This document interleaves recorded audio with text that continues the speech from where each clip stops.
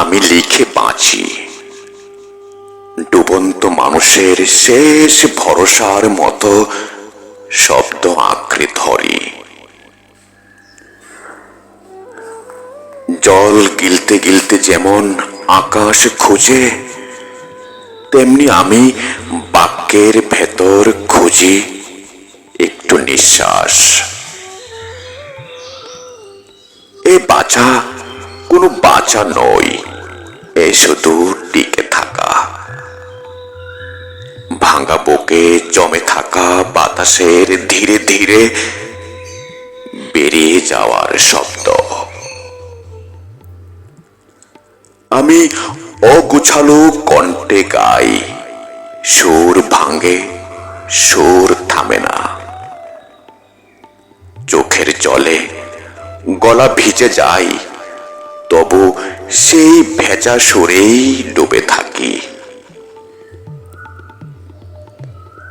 নিজের কষ্ট নিজেই করি, নিজেই সেই আগুনে পড়ে যাই অদ্ভুত এক খেলায়, যেখানে আমি আগুন, আমি ছাই।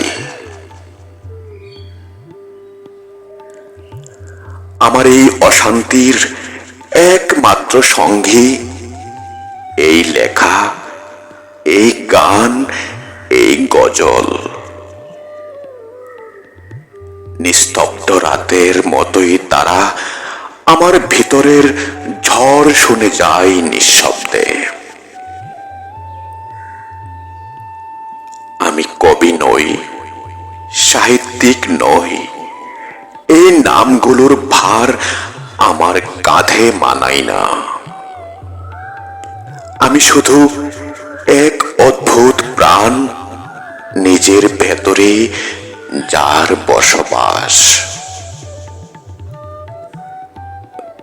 তোমাদের শব্দে বিশ্বমুগ্ধ হই, আর আমার শব্দ শুধু আমাকে ভাঙে গড়ে, আমাকে প্রশ্ন করে, আমাকে উত্তর দেই।